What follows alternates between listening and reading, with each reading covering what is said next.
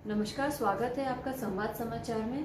मैं हूं आपके साथ अंकिता। आइए शुरुआत करते हैं एक खास खबर से।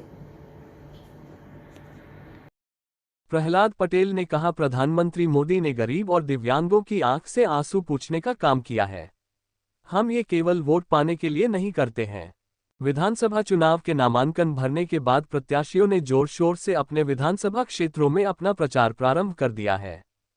इसी क्रम में कटनी की विजयराघवगढ़ विधानसभा क्रमांक 92 के प्रत्याशी पंडित संजय पाठक ने भी अपना प्रचार प्रारंभ कर दिया है। मंगलवार को विजयराघवगढ़ के हरैया ग्राम पंचायत में बीजेपी के प्रत्याशी पंडित संजय पाठक के समर्थन में केंद्रीय मंत्री प्रहलाद पटेल ने ग्रामवासियों से जनसंपर्क कर उनसे पाठक को अधिक से अधिक वोट देकर विजय बनाने की अपील भी की। इस अवसर पर आयोजित जनसभा को संबोधित करते हुए केंद्रीय मंत्री प्रहलाद पटेल ने मोदी सरकार की योजनाएं की जानकारी देते हुए कांग्रेस पर जमकर हमला बोला। सभा के पहले संजय पाठक ने कटनी पहुंचने पर केंद्रीय मंत्री प्रहलाद पटेल का स्वागत किया। माताओं बहनों के 2019 के बाद फिर से आपने मोदी को वोट दिया और उन्होंने घोषणा की कि 2024 तक देश का एक भी परिवार ऐसा नहीं होगा जहां पाइपलाइन से पीने का शुद्ध पानी ना पहुंचे। आपके अभी कुछ जगह पहुंचा होगा, अभी तो 23 से ही चल रहा है, 24 दूर है। लेकिन एक आंकड़ा मैं पत्रकार मित्रों को भी कहता हूं कि जरूर नोट करिए। देश की आजादी के 75 साल में इस देश में ग्रामीण क्षेत्र में कुल 3 करोड़ 23 लाख परिवारों तक पानी पहुंचा था। लेकिन वास्तव में मोदी देवदूत है। 4 साल दिसंबर में होंगे, 20 दिन पहले ये आंकड़ा 13 करोड़ 23 लाख को पार कर गया। यानी 72 साल में 3.25 करोड़ और 4 साल से कम समय में 10 करोड़ नए कनेक्शन दे देना, ये मोदी के काम करने की शैली है। पानी लेने कौन जाता है, पानी कौन ढोता है, किसका समय बचेगा, किसका सम्मान बचेगा, किसका स्वास्थ्य बचेगा। और ऐसा मत मानिए कि खाली पीने का पानी और शौचालय मिल गए तो ये लालच नहीं है। हम योजनाओं का प्रभाव का आकलन कराने वाले लोग हैं। WHO दुनिया की सबसे बड़ी संस्था मानी जाती है। यूनिसेफ दूसरे नंबर की संस्था है। दोनों ने जो आकलन किया है हमारी इन योजनाओं का, मैं स्वच्छता मंत्री भी हूं और जल जीवन मिशन का मंत्री हूं। ये दोनों विभाग मेरे पास है मोदी सरकार। उन्होंने कहा कि यदि घर में शौचालय है तो मैं आपसे ही पूछता हूं, बिना पानी के कोई टॉयलेट साफ हो सकता है क्या?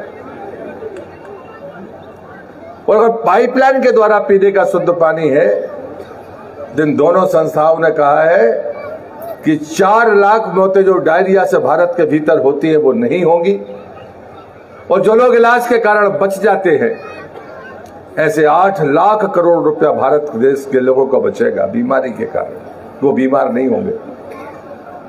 ये सौगात सिर्फ ऐसी नहीं है कि लालच दे दिया। प्रधानमंत्री आवास की बात नहीं करूंगा, आयुष्मान कार्ड की बात नहीं करूंगा, किसान सम्मान निधि की बात मैं नहीं करूंगा। ये तो हमारा संकल्प है गरीब कल्याण का। महिला स्वाभिमान और उसके स्वास्थ्य की रक्षा करना हमारा संकल्प है, दूसरा संकल्प। और तीसरा संकल्प है ये जो हमारे बच्चे, आने वाली पीढ़ी है, उनका जीवन हमसे बेहतर हो, इसके लिए काम करना। और इसलिए मैं आपसे एक विनती करता हूं, हम विकास के लिए घंटों बोल सकते हैं, लेकिन विकास किस कीमत पर? क्या विकास और विरासत साथ साथ नहीं चलनी चाहिए? मैं कांग्रेस पे आरोप लगाता हूं, और जो कांग्रेस का चरित्र रहा है, भय पैदा करना, लालच देना और भ्रम फैलाना। आप जाइए किसी हरिजन आदिवासी परिवार में, बरसों तक उनसे इस भय के दिखाकर वोट लेते रहे कि भाजपा जाएगी, तुम्हारा आरक्षण खत्म हो जाएगा, जो चीजें तुम्हें मिलती है वो नहीं मिलेंगी।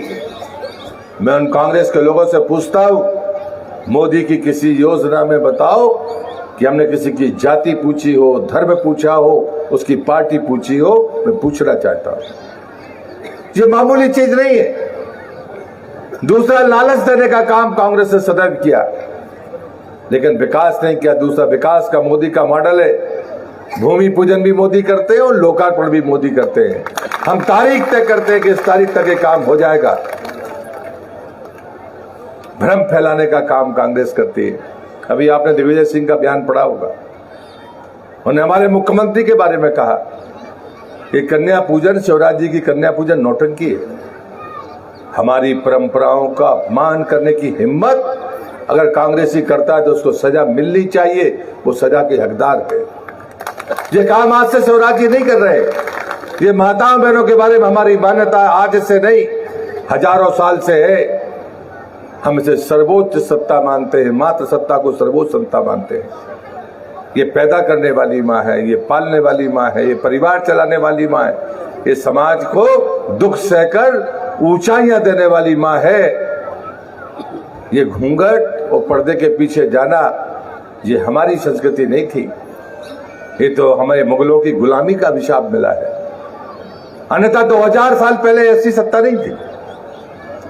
आचार्य शंकर के समय ये परिस्थितियां नहीं थी, और इसलिए ये तो सीढ़ियां हैं जो मैं गिना रहा हूं।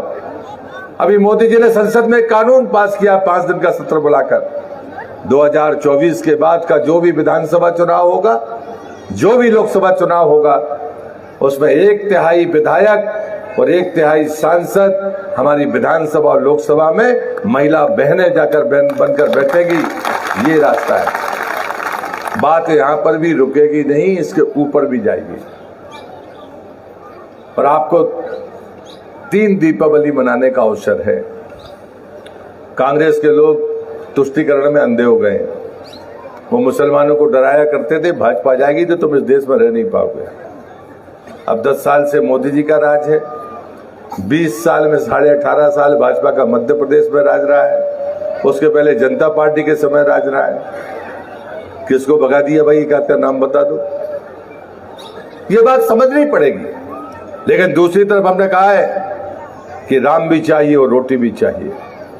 हमने ये बात छाती ठोक कर कही है कि हमारे पुर के 450 साल से राम जन्मभूमि के लिए लड़ रहे थे। 4 लाख लोगों ने बलिदान दिया। देश की आजादी के 75 साल निकल गए। हमारा स्वप्न रहता था। और राहुल गांधी जैसे लोग हमसे सवाल करते थे कि भारतीय जनता पार्टी के नेता कहते हैं मंदिर बनाएंगे लेकिन तारीख नहीं बताएंगे। राहुल गांधी, वो तारीख तय हो गई है। 22 जनवरी को रामलला की प्राण प्रतिष्ठा होगी। हिंदुस्तान का हिंदू हो या दुनिया में बैठा हुआ हिंदू हो, वो 22 तारीख के बाद अयोध्या की धरती पर आएगा, रामलला के भी दर्शन करेगा और पूजन भी करेगा। वो कहेगा हमसे ज्यादा भाग्यशाली कोई और नहीं। तुम क्या कहोगे? मैं कांग्रेस से पूछता हूं, आजकल उनको हनुमान जी याद आ रहे हैं। अभी उन्हें ट्वीट किया कमलनाथ जी ने, ये तो भारत का मंदिर है, सनातन का मंदिर है, ये भाजपा का मंदिर नहीं है। भैया, हमने कभी नहीं कहा कि ये भाजपा का मंदिर है, लेकिन हमने ये हमेशा कहा है कि रोटी तो चाहिए लेकिन राम के साथ चाहिए। हमने हमेशा कहा है कि राम हमारे जीवन का आधार है, हमारे आदर्श है राम, हमारी जीवन शैली के प्रतीक है राम। लेकिन आपने क्या कहा? ये कमलनाथ नरसिम्हा राव की सरकार में मंत्री थे जब बाबरी ढांचा टूटा था, तब इन्हें शपथ पत्र दिया उस सरकार ने सुप्रीम कोर्ट के भीतर कि राम को हम काल्पनिक मानते हैं, राम के अस्तित्व को कांग्रेस नहीं मानती, कांग्रेस की सरकार नहीं मानती है। हिम्मत तो झुटलाओ। फिर राम सेतु का मामला आया टूटने का, तब दूसरी बार शपथ पत्र दिया कांग्रेस की सरकार ने कि मानव निर्मित नहीं है, इसके टूटने में हमको आपत्ति नहीं है। अगर हिम्मत है तो प्रहलाद पटेल की बात का खंडन करके बताओ। YouTube पर जाकर चैनल को सब्सक्राइब करें, लाइक करें और खबर को अधिक से अधिक शेयर करें और बेल दबाएं।